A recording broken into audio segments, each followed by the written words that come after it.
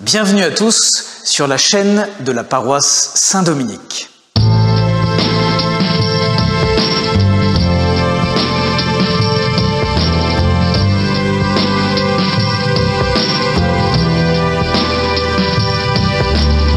Monsieur l'abbé, je vous remercie. Donc, mon intention est assez simple. D'abord, je vais dire ce que je ne vais pas faire. Je ne vais pas vous faire un portrait de Saint-Dominique. Il y a des biographies qui existent de Saint-Dominique. Il y en a deux actuellement qui sont d'ailleurs du même auteur et qui sont toutes récentes, qui sont remarquables et qui ne sont pas longues. Elles ont été écrites par le père Augustin Lafay. Augustin Lafay, vous faites ça sur Google, vous allez trouver. Et il y a deux vies récentes, une en 98 et une autre en 2018 et en 2021. C'est ce qu'on a fait de plus récent, de plus aussi remarqué et remarquable sur la vie de Saint-Dominique. Mon propos n'est donc pas de décalquer ce qu'a fait le père Augustin Lafay, mais j'ai réfléchi à qu'est-ce que ça peut vouloir dire pour une paroisse parisienne, ça pourrait être quand même une paroisse non parisienne, de se référer à Saint-Dominique. Qu'est-ce que c'est que la signification du patronage de Saint-Dominique pour des catholiques en 2021? Alors tout d'abord, je vais vous dire ce que Saint-Dominique n'est pas, et puis ensuite je vais en 6 points vous décliner ce qui me semble être le plus remarqué, le plus signifiant de la vie de Saint-Dominique et des dominicains, car Saint-Dominique est tout entier contenu dans l'ordre des dominicains. Si vous voulez savoir qui est Saint-Dominique, vous prenez un dominicain, même lambda, et vous avez une idée de ce qu'a pu être, de ce que peut être Saint-Dominique. Alors tout d'abord, ce que Saint-Dominique n'est pas. Saint-Dominique n'est pas un rebelle. Saint-Dominique n'est pas un doctrinaire qui vous assène la vérité de la foi catholique à travers la figure.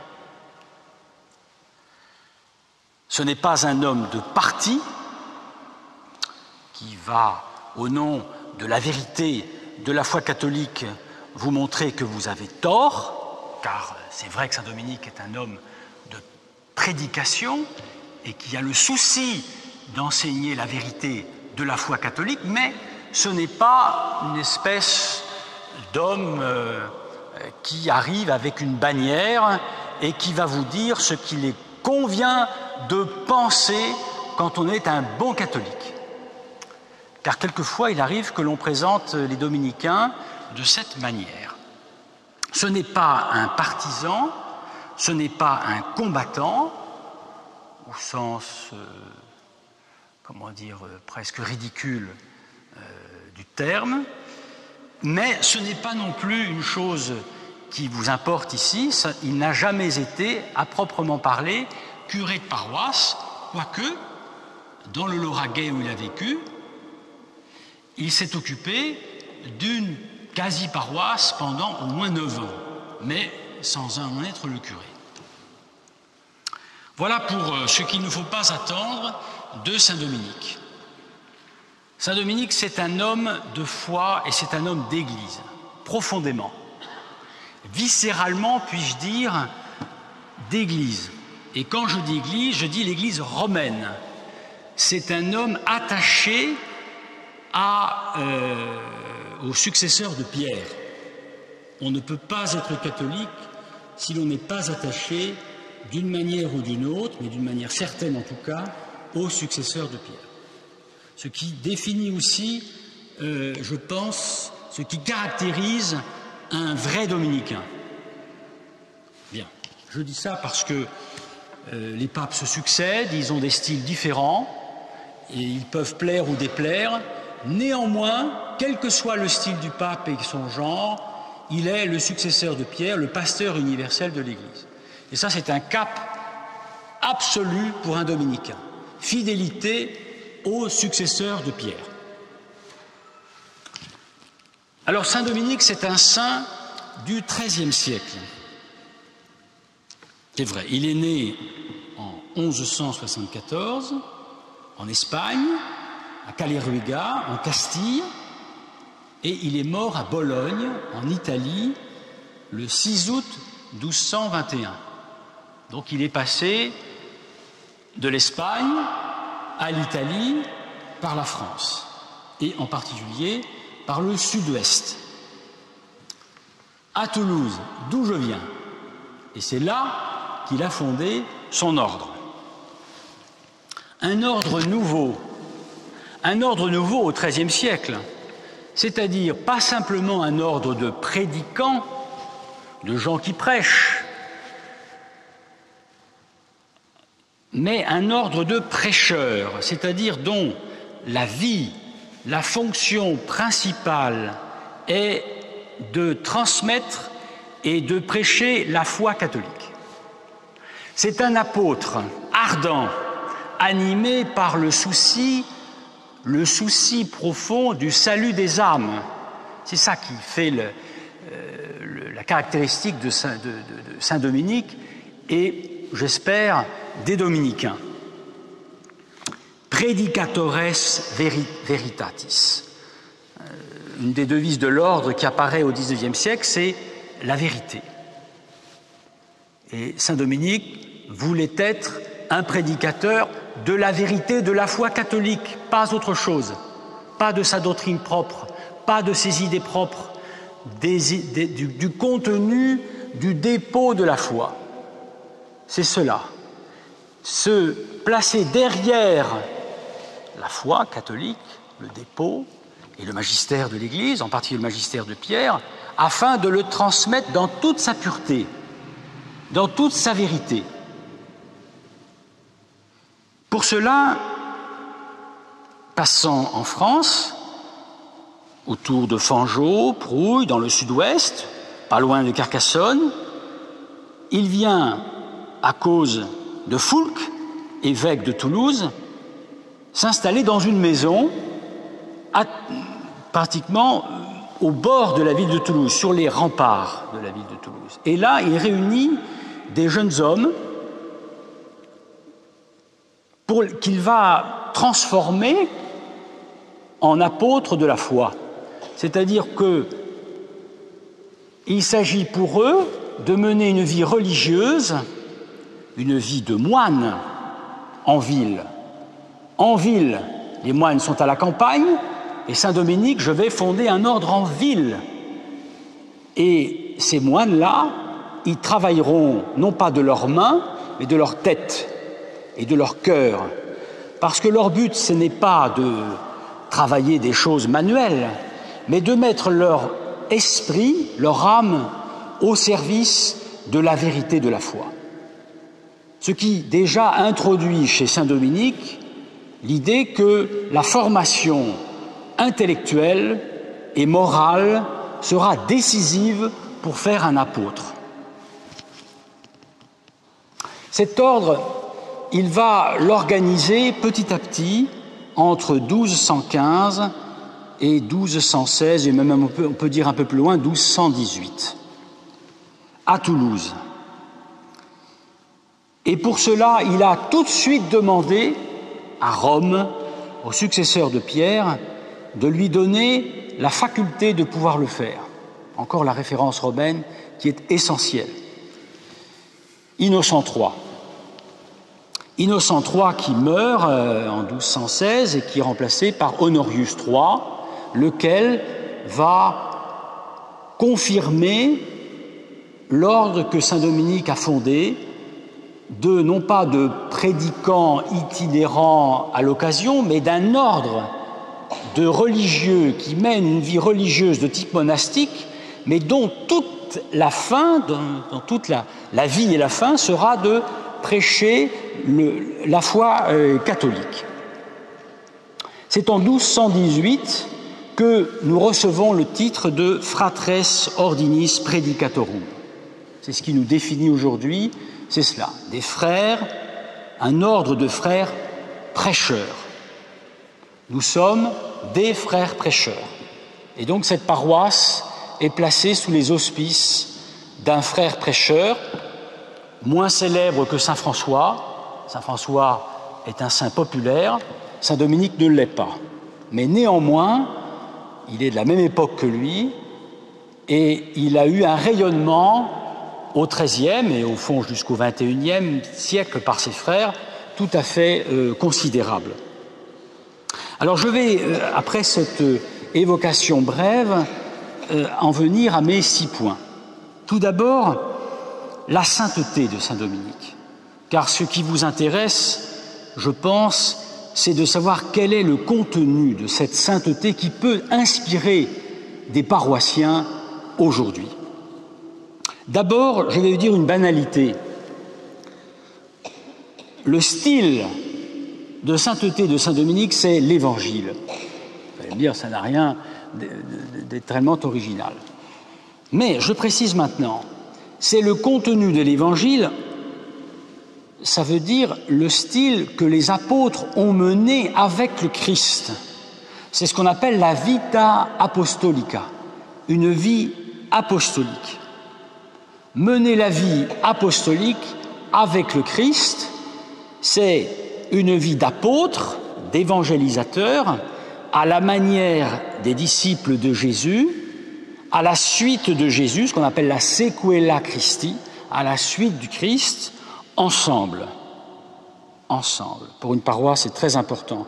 Autour de son curé, ensemble. Ici, ce sont des frères autour de leur prieur, saint Dominique d'abord, puis ses successeurs, ensemble. C'est-à-dire, vous voyez tout de suite la dimension ecclésiale de la vie chrétienne qui apparaît. Il n'y a pas de vie chrétienne qui vaille sans que l'on soit ensemble autour de celui qui va représenter pour nous le Christ, en l'occurrence ici, votre curé. Et pour nous, dans notre ordre, notre prieur provincial, ou le prieur conventuel, puisqu'une province, il y en a 2 en France, le Nord et le Sud, la province de France et la province de Toulouse. Il y a pour chacune d'elles un provincial et dans chaque couvent un prieur élu par les frères, j'en reviendrai, qui nous donne les impulsions nécessaires à notre vie de frères prêcheurs, comme monsieur le curé donne les impulsions nécessaires à la vie de votre paroisse. Alors, qu'est-ce qui distingue la sainteté de saint Dominique? Une chose banale aussi, mais tellement essentielle, la ferveur. La ferveur spirituelle de saint Dominique. La ferveur. Qu'est-ce que c'est? La devotio en latin. Un mot dévalué. Malheureusement, dévotion, ça ne veut pas dire grand-chose aujourd'hui. Mais la dévotion de saint Dominique, qui est aussi celle de saint Thomas d'Aquin, un de ses fils, elle est immense. Et qu'est-ce qui fait qu'un jeune entre chez les frères? Mais c'est le désir de la ferveur, d'être fervent comme saint Dominique l'a été en vue du salut des âmes. C'est ça qui fait qu'on est attiré par saint Dominique. Sinon, on se trompe. Donc cette ferveur, elle se traduit par la qualité de sa prière. Monsieur le curé disait tout à l'heure dans son petite homélie, la prière le jour, la prière la nuit. Ce qui a beaucoup frappé les contemporains de saint Dominique, en particulier les frères qui ont été les plus proches, c'est que saint Dominique, il priait même la nuit. On ne savait pas quand est-ce qu'il dormait. Et ce n'est pas simple manière de parler. La prière d'un dominicain. Un dominicain, c'est d'abord un priant pour être un bon prêcheur. On ne prêche pas sans prier. C'est capital. On ne parle pas de Jésus, on ne parle pas de la foi, on ne parle pas de Dieu sans prier d'abord et toujours. Deuxièmement, toujours dans la sainteté de saint Dominique, le souci, j'allais dire, presque excessif, si je puis me permettre, du salut des âmes. Le salut, faire son salut, ce n'est pas un thème très à la mode, hein. Mais saint Dominique, c'était sa préoccupation principale, comme elle doit être celle d'un chrétien mon salut, certes, mais le salut des autres, parce que je ne serai pas sauvé tout seul. Nous le serons ensemble. Le souci du salut des âmes. On ne va à Dieu qu'en se donnant à Dieu, en voulant Dieu et en désirant Dieu. Le Père Maître à Marseille actuellement, c'est la question qu'il pose aux jeunes frères novices, est-ce que vous désirez Dieu d'abord et pas votre gloriole ou savoir si vous serez un super type qu'on admirera. Ce qui compte, c'est est-ce que vous désirez Dieu d'abord? Dieu est tout, et donc, étant tout, on peut lui donner tout. Ensuite, une vérité à prêcher. La sainteté de saint Dominique, elle se distingue par le souci, par la préoccupation constante de la vérité. La vérité, pas les opinions du père machin ou du frère truc ou de monsieur machin. La vérité de la foi catholique, celle de l'Évangile, celle de Jésus. C'est ça qui compte. Et un dominicain peut être tenté de faire prévaloir avant tout ses opinions personnelles, sa théologie personnelle, parce que c'est un prêcheur, qu'il est brillant, du moins s'il l'est. Il pourrait se mettre en avant et dire « mes idées sont les bonnes ». Ça n'a aucun intérêt. Ce qui nous intéresse, c'est la vérité de Jésus, la vérité du Christ. C'est celle-là que nous devons enseigner. Et c'est celle qu'a prêchée saint Dominique. Veritas. Ensuite, la charité de la vérité. La vérité, c'est une chose, mais il n'y a pas de vérité sans charité. On ne peut transmettre la vérité que parce qu'on aime celui qui est la vérité et la vie, c'est-à-dire le Seigneur Jésus, et qu'on veut la transmettre aux autres parce qu'on aime les autres à qui on transmet cette vérité. Un frère prêcheur, il doit aimer les gens à qui il parle. Je ne vous connais pas, certes. Je ne vous ai jamais vu pour la plupart. Mais avant d'entrer dans cette église, j'ai demandé à Dieu de vous aimer comme je dois vous aimer ne vous connaissant pas. Parce que ce dont je vais vous parler, c'est de l'amour de Jésus à travers la figure de saint Dominique. Il n'y a pas de vérité sans charité, il n'y a pas de charité sans vérité. Caritas in veritate. C'est tout à fait premier chez saint Dominique. Ensuite, cette vérité à transmettre, c'est une vérité de miséricorde. S'il y a quelque chose qui distingue les dominicains, c'est la miséricorde. Nous sommes l'ordre, nous prétendons, et je dis ça avec un certain tremblement, l'ordre de la miséricorde, transmettre la miséricorde de Dieu. Saint Thomas d'Aquin dit que la première des miséricordes, c'est d'avoir fait exister les choses. Et puis la deuxième miséricorde, c'est de les avoir recréées, parce que l'homme est un pécheur et qu'il a besoin d'être recréé. Et quand nous entrons dans l'ordre, nous demandons à Dieu la miséricorde. Et nous promettons de faire miséricorde à nos frères. Et évidemment, dans cette miséricorde, il faut placer la Vierge Marie, Mater Misericordiae. Donc les dominicains, ce sont des amants de la vérité, ce sont des apôtres de la miséricorde et ce sont des dévots de la Vierge de miséricorde. Ça aussi, c'est des signes qui ne trompent pas, quand vous voulez savoir ce que c'est qu'un vrai dominicain. Miséricorde, et puis j'ajoute aussi quelque chose qui n'est pas à la mode pour le coup. Miséricorde, on en parle quand même assez volontiers, la pénitence. Saint Dominique, c'est un saint de pénitence. Il avait un sens aigu du péché et de son propre péché et du péché des autres. Il pleurait. Moi, ça m'a bouleversé quand j'étais un jeune homme d'apprendre que saint Dominique pleurait le péché des autres et qu'il offrait ses marches. Il marchait, bien sûr, c'était un itinérant, pour expier les péchés de ses contemporains. Alors, nous qui nous venons d'apprendre des choses horribles concernant le clergé, ça m'a fait tout de suite penser à ça. Saint Dominique, il a expié les fautes des autres. Il avait un sens tellement aigu de l'amour de Dieu qu'il pensait qu'on ne pouvait pas aimer Dieu sans faire pénitence, non seulement pour soi-même, mais pour les autres. Apôtre de la miséricorde et apôtre de la pénitence. On dit que les dominicains étaient, ou j'espère qu'ils le sont encore, l'ordre de la pénitence. Et nous portons normalement, à partir du mois de novembre, une chape noire jusqu'à la visite de Pâques, en signe de cette pénitence. Deuxième point, quel est le but des dominicains? Quelle est la fin de l'ordre? C'est le pape Honorius III qui nous l'a dit.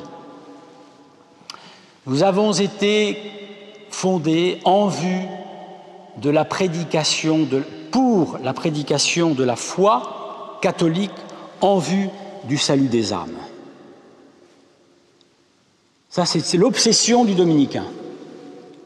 L'obsession. Prêcher la foi catholique, pas les autres, la foi catholique, pour le salut des autres, le salut des âmes. Il l'a dit à Saint-Louis Bertrand, il l'a dit au bienheureux Bertrand de Garrigues. Il y a des témoignages émouvants que vous lirez dans les livres du Père Lafay, le livre que je vous ai recommandé tout à l'heure, que je vous ai indiqué, tout à l'heure. C'est tout à fait remarquable, c'est même bouleversant d'entendre notre Père Saint-Dominique dire « nous ne sommes là que pour ça, pas pour autre chose ».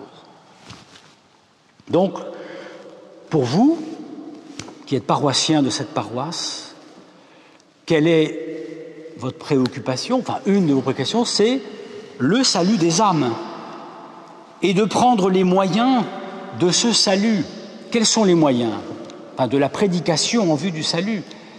Pour Saint Dominique, c'est l'étude. Non pas pour faire des intellectuels, c'est un peu malheureusement, quelquefois, on dit dominicains, c'est des intellos. Docteur en théologie, je suis docteur en philo, docteur en théologie, donc c'est vraiment le mec, quoi. Mais la plupart des frères ne sont pas docteurs. Saint Dominique ne cherchait pas spécialement à faire des docteurs.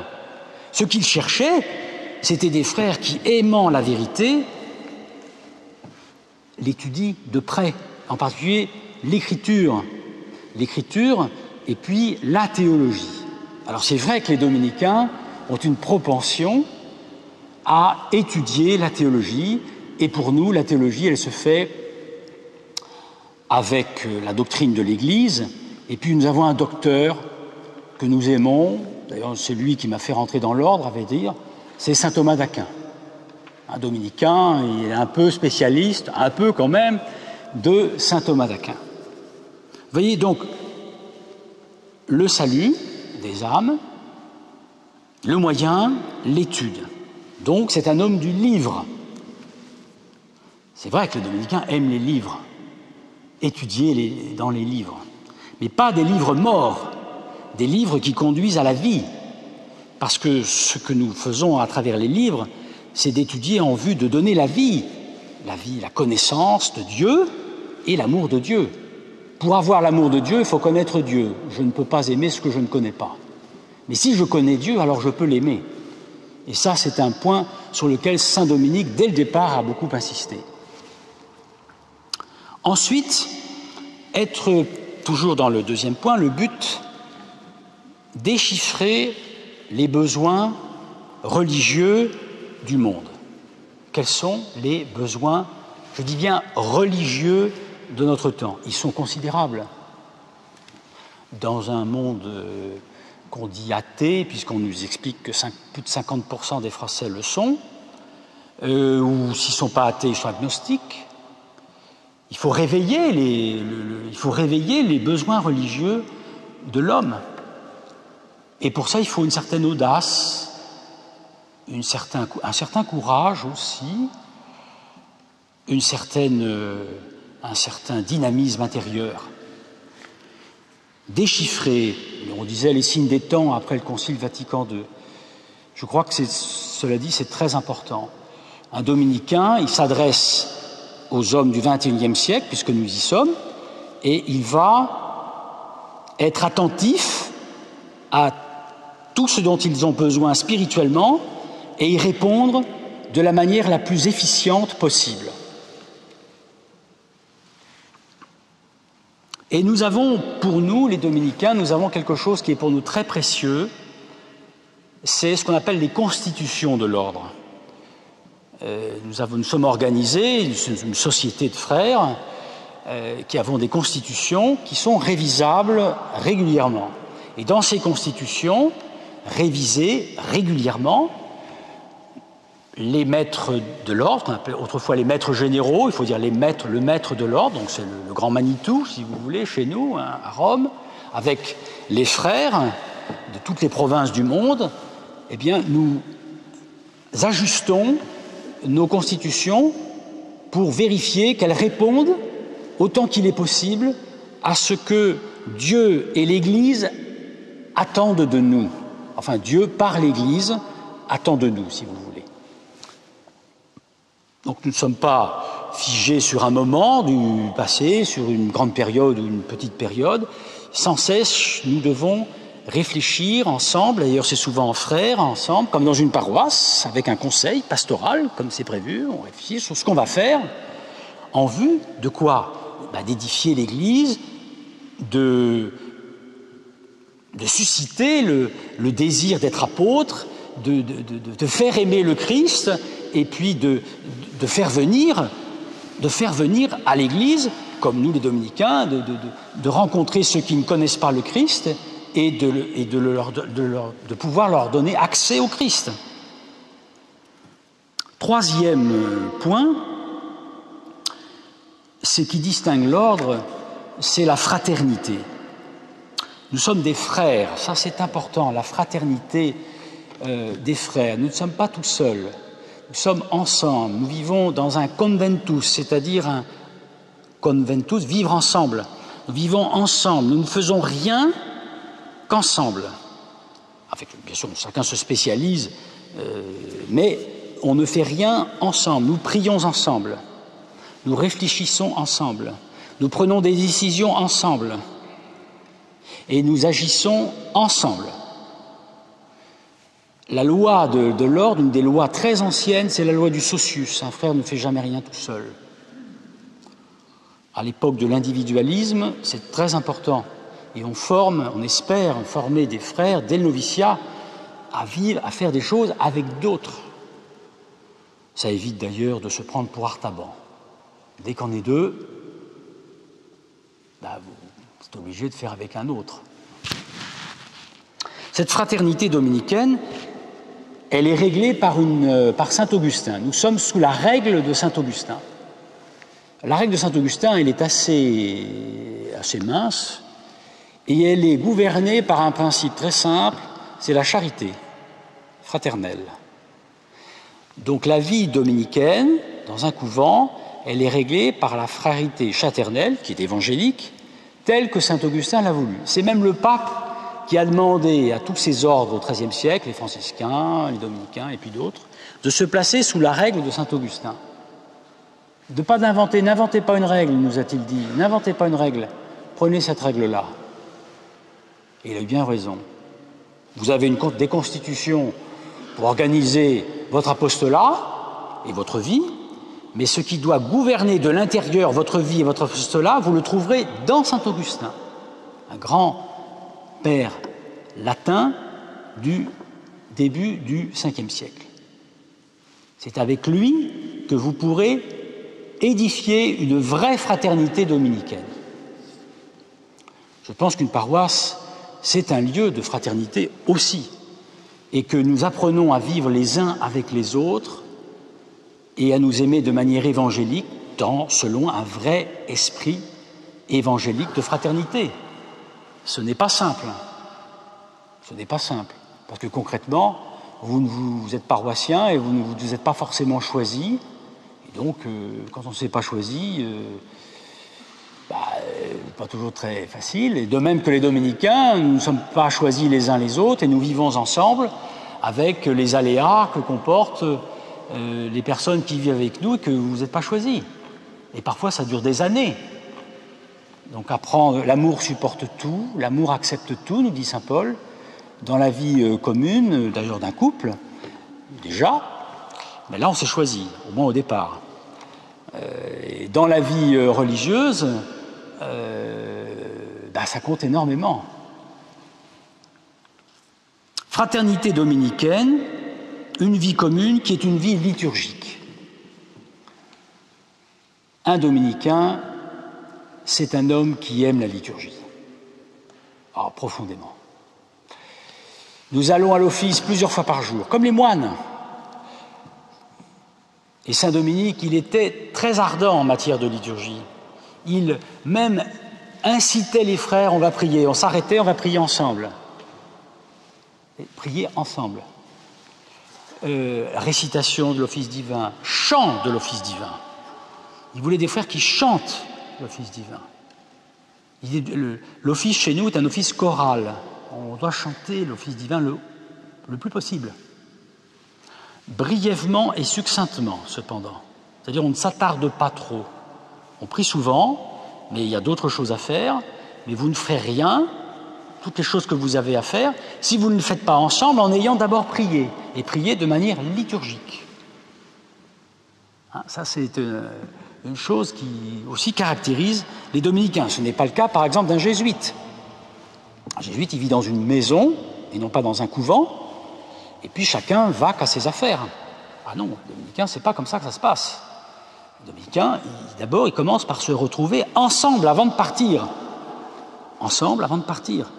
Pour prier, pour invoquer Dieu, pour intercéder pour les pécheurs, pour louer Dieu. Et puis, à la fin de la journée, dans la journée, ils se retrouvent, et puis à la fin de la journée, ils terminent par une prière commune, ensemble. Tous ensemble. On fait pénitence ensemble, on prie ensemble, on loue Dieu ensemble, on invoque Dieu ensemble, on intercède pour les pécheurs ensemble. C'est la dimension ecclésiale de toute vie chrétienne.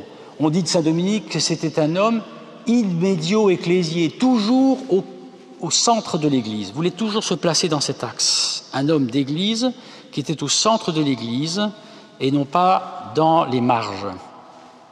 Toujours au centre. Retour au centre, comme disait le père de Lubac, un père jésuite. Retour au centre, sans cesse, revenir au centre. Et la liturgie de l'Église, c'est ce qui nous permet de revenir sans cesse au centre. Ensuite, il y a aussi, toujours dans cette fraternité, puisque la vie est commune, les décisions vont être prises ensemble. Ce qui explique que les dominicains est un ordre que l'on dit, alors c'est peut-être un peu, il ne faudrait pas prendre ça dans un sens trop politique, mais c'est un peu inévitable, c'est un ordre démocratique. C'est-à-dire qu'aucune décision importante ne pourra être prise sans qu'on ait consulté tout le monde. Donc on fait des chapitres, comme les moines, mais nous c'est des chapitres fréquents. Et on ne décidera des choses importantes de notre apostolat et de notre vie qu'en ayant référé à tous les frères, avec tout ce que ça comporte comme avantage, tout le monde est au courant, mais aussi tout ce que ça comporte comme désavantage, c'est-à-dire que c'est long. Les dominicains, ils prennent leur temps et discutent, et quand on discute beaucoup, ça peut prendre un certain temps. La vie démocratique, c'est une vie très difficile. En fait, la démocratie, c'est le régime le plus difficile. Aristote disait que c'était le régime qui demandait le plus de vertu. La monarchie, quelqu'un décide pour vous, c'est simple. La démocratie, il faut y être tous ensemble, il faut se mettre d'accord tous ensemble. Et ensuite, ayant décidé, il faut accomplir ce qu'on a décidé ensemble. Et on va donc se décider ensemble sur la fin, et on va se décider ensemble sur les moyens. Ça prend du temps, ce qui fait qu'il y a certaines... Les gens de l'extérieur disent, quelquefois les dominicains, on trouve que vous êtes lents à réagir. Oui, mais on discute, il faut se mettre d'accord, et on n'est pas forcément d'accord sur les priorités. Ça demande une certaine ascèse. La vie religieuse comporte une certaine ascèse. Et la démocratie, en réalité, si nous y réfléchissons bien, elle comporte une certaine ascèse. Sans allusion à la politique du moment, mais on peut en tirer quelques leçons. Donc un mode de vie qu'on qualifiera de démocratique, où tout est objet d'élection. Toutes les fonctions chez nous font objet d'élection. Moi, j'ai été directeur des études pendant 14 ans, j'ai été élu. Je suis directeur de la revue thomiste, j'ai été élu. Presque tout. Il y a 2-3 fonctions qui échappent à l'élection, mais s'il n'y a pas élection, il y aura consultation. On va demander ce que vous pensez que le frère Untel est capable de, est prêt à faire ça.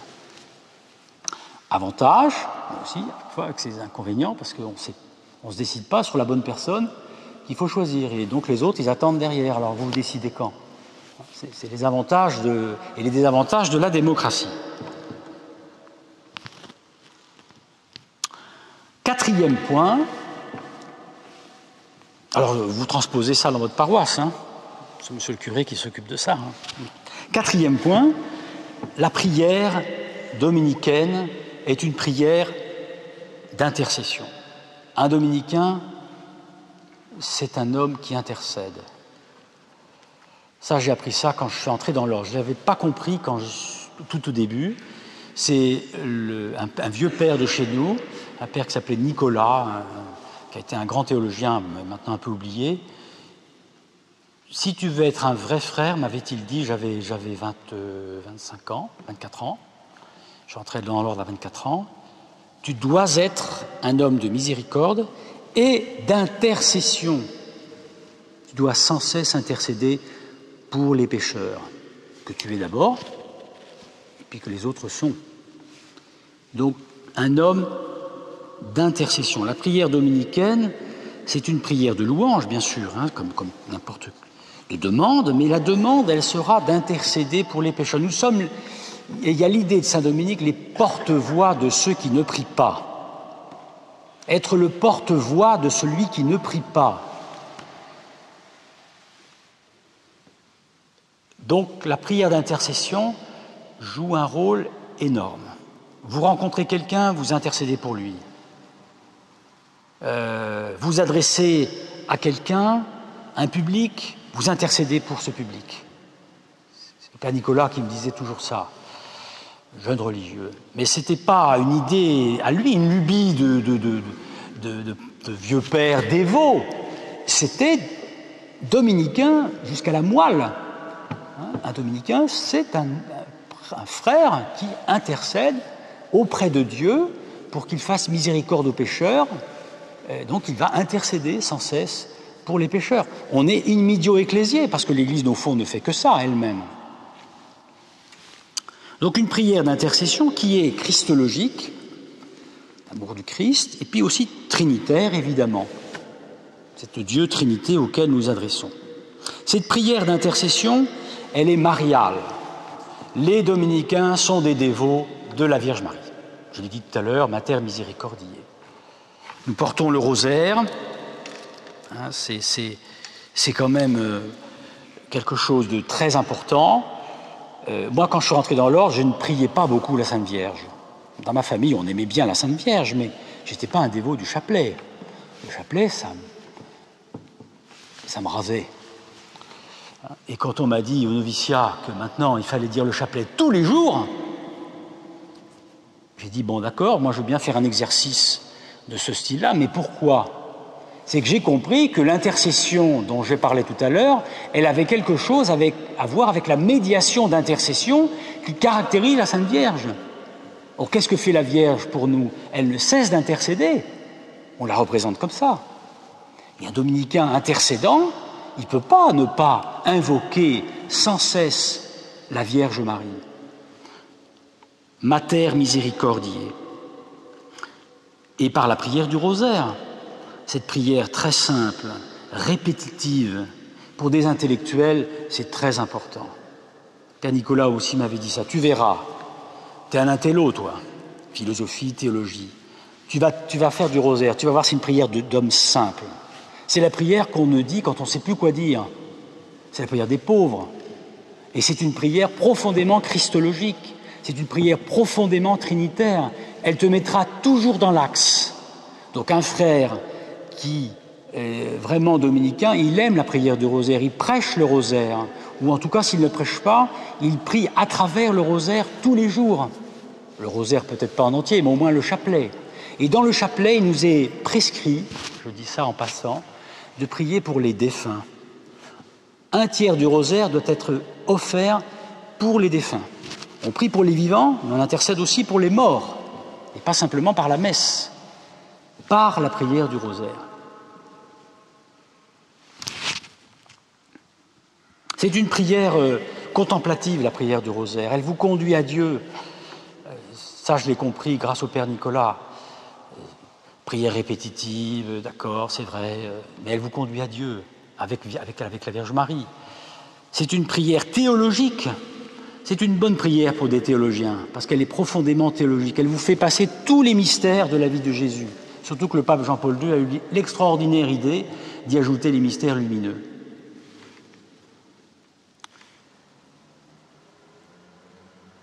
Cinquièmement, ça va, c'est bon, je suis dans les temps, le style dominicain.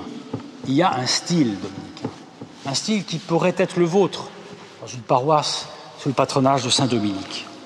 Alors je vais le dire d'abord en latin, et puis je vais vous commenter ça en français. Le style dominicain, c'est leggere, disputare, predicare. Leggere, il faut lire. Aimer lire la parole de Dieu. Aimer lire la parole de Dieu. La Sainte Écriture. Aimer lire, alors là c'est plutôt un dominicain maintenant, le professionnel de la chose, aimer lire les pères, la tradition catholique et saint Thomas. Parce que saint Thomas, c'est une lumière pour l'Église. Et donc, le frère, un des critères de vocation pour un dominicain, c'est deux choses. Père Maître demande ça. Est-ce que tu aimes étudier? Si tu n'aimes pas étudier, tu n'es pas bon pour nous. Est-ce que tu aimes lire pour étudier? Oh, moi, je ne suis pas un lecteur. Dégage. Façon de parler. Hein. Lire. Parce que la lecture, apprendre à lire en profondeur, pas simplement lire comme ça, lire, s'instruire, se former le cœur, parce que plus vous lisez des choses bonnes et saintes, plus elle descend en vous, elle vous forme, elle vous façonne. La lecture de la parole de Dieu, la lecture de la vraie théologie, enfin, ce que nous appelons, nous, la théologie de saint Thomas. Donc, leggere, disputare, il faut discuter. Il faut discuter même entre nous, entre frères. Les désaccords, ils peuvent être excellents quand ils se terminent par une bonne solution. Hein. Mais il faut discuter. Dans une paroisse, on ne discute pas forcément ce que monsieur le curé a exigé, hein, mais avant qu'il exige quelque chose, il va s'entretenir avec vous et vous allez entre vous discuter pour aboutir à quelque chose, non pas une dispute pour la dispute. Disputatio, c'est même un exercice de style dominicain. On apprend aux frères à discuter les uns avec les autres et à argument pour, argument contre, et pas simplement toujours à se donner raison, à voir quelle est la légitimité des arguments contre, car quelquefois, dans la vérité, il y a de l'erreur, et même dans toute erreur, il y a une part de vérité.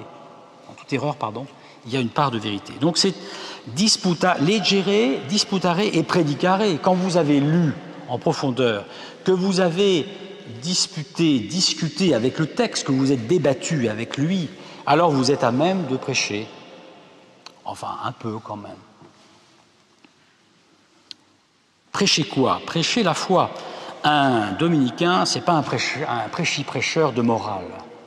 Quelquefois on me demande, mais vous, mon père, dans le train, en particulier parce que je prends le train, un prêtre, il nous apprend à vivre. Écoutez, je vous apprends, je ne sais pas si je vais vous apprendre à vivre.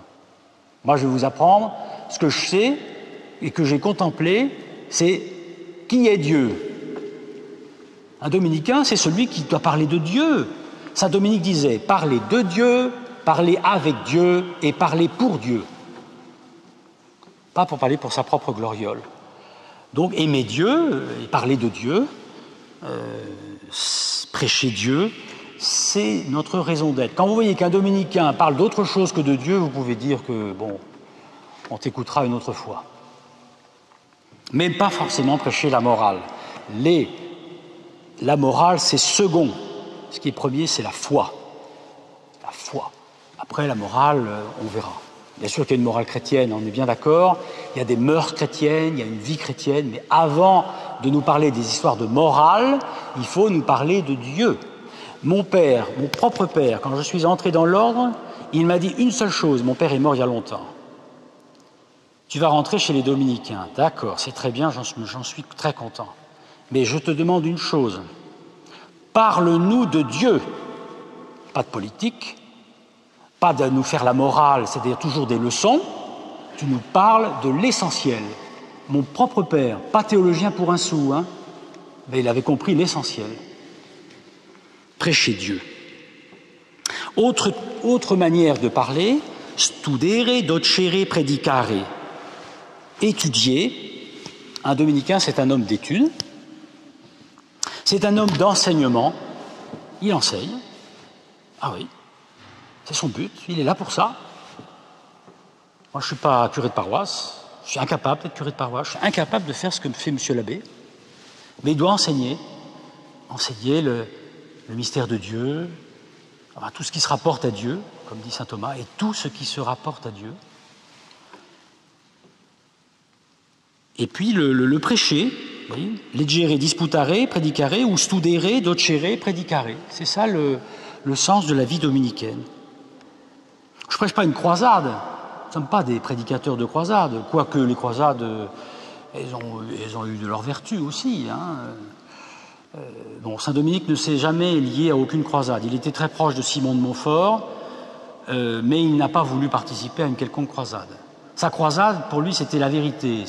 On ne transmet la vérité que par elle-même. Il ne faut pas l'imposer par les armes, il faut l'imposer par la lumière de la vérité elle-même. C'était sa grande idée. Et au fond, c'est celle que le Concile Vatican II a reprise. Donc le dominicain, son style, c'est au service du Verbe. Il est le ministre de la parole. Il doit prêcher par l'exemple. Oui, alors ça, c'est le grand tourment du dominicain, hein, je peux vous le dire. Est-ce que ma manière de vivre est suffisamment exemplaire pour inciter les autres à suivre le Christ? Bon, mais ça me regarde. Puis je vois mon confesseur.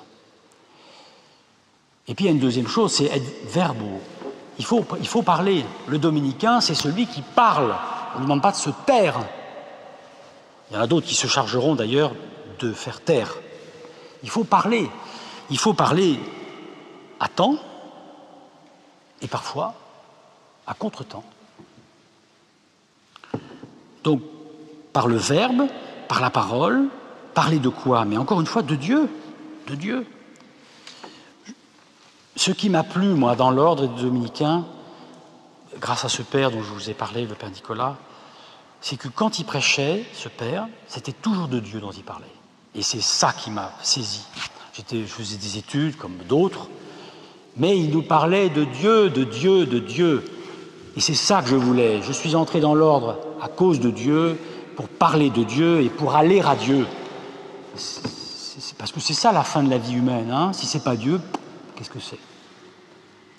Donc par le verbe et tout ce qui peut servir le ministère de la parole, alors la prédication, l'oral, à l'oral et l'écrit. Je suis directeur de la revue thomiste, je suis un homme du bouquin, c'est sûr, je suis là-dedans toute la journée, et j'écris des bouquins, des articles, c'est ma manière à moi de prêcher.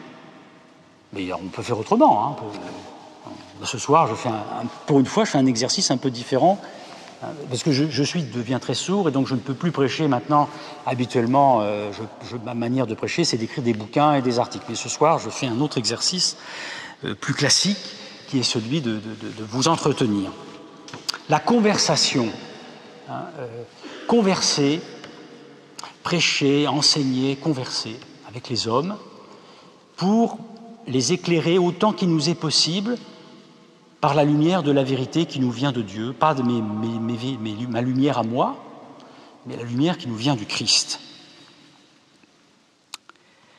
Enfin, sixième et dernier point, le sens de l'Église. Saint Dominique, je vous l'ai dit tout au début, c'est un homme qui a voulu son ordre, qui a créé un ordre en étant arrimé à la chair de pierre. Arrimé. Ne rien faire qui ne soit en dehors de la volonté des pontifes romains. Très très important pour saint Dominique. Donc il n'y a pas que saint Ignace, hein, le quatrième vœu.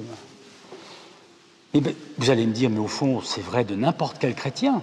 Exactement, de n'importe quel catholique. Seulement chez saint Dominique, c'est puissance 100. Alors ça veut dire quoi? Le sens de l'Église, l'amour de l'Église, et avec ce que vous avez entendu mercredi, il faut nous arrimer solidement à l'Église avec tout ce que nous apprenons sur les turpitudes, nos turpitudes, les turpitudes de moi, mes frères, du clergé. Nous sommes arrimés à l'Église parce que l'Église, c'est plus que le clergé, c'est plus que les dominicains, c'est le royaume de la grâce, de la lumière et de l'amour. C'est ça l'Église. Et c'est ce qui la constitue fondamentalement. Et saint Dominique était persuadé de cela. Il demandait aux frères, quand ils partaient en prédication, il les envoyait en Bologne, il les envoyait à Paris, à partir de Toulouse. D'ailleurs, il lui disait qu'il était fou, parce qu'il les envoyait trop tôt, ils n'étaient pas suffisamment formés. Il leur répondait, d'ailleurs d'une façon assez ferme, « Ne vous inquiétez pas, je sais ce que je fais en vous envoyant au loin. » Mais il leur faisait des recommandations. Il y en a une qui revient à dire ceci, « Ayez en vous le sens de l'Église. » Vivre avec l'Église, penser avec l'Église, aimer l'Église. C'est ce qu'on appelle le sensus fidei, le sens de la foi, être habité par le sens de la foi. Sensus ecclesiae et sensus fidei. Saint Dominique, c'est un homme d'Église qui aime l'Église, qui est au service de l'Église, dont tout le ministère a été de servir cette Église qui est sainte, catholique et apostolique. Et puisque je parle de sens de l'Église, de sens de la foi, je terminerai en parlant d'une chose qui fait aussi un fil conducteur de sa vie, comme on le voit d'ailleurs dans d'autres saints, chez d'autres saints, le désir du ciel. Alors ça, c'est une chose que j'ai apprise dans l'ordre, le désir d'aller à Dieu, de voir Dieu, d'aller dans la patrie céleste. Ce qui me frappe dans la vie de saint Dominique, il ne parlait que de ça. Avec les frères, et bon, bien sûr qu'il savait blaguer, hein, c'est un homme qui avait beaucoup d'humour. Il savait de l'humour, mais tout en ayant de l'humour et en parlant d'autre chose, la conversation ne consistait pas uniquement à parler de choses, j'allais dire vulgairement, de choses de curé. Hein. Il parlait du ciel. Il disait, mais au frère, à frère Bertrand de Garrigue, il le reprend en lui disant, mais de quoi parlez-vous, cher frère? Pensez au ciel. Pensez au ciel. Nous y allons. Et nous n'irons pas tout seuls, nous entraînerons les autres pour aller au ciel. Donc un dominicain,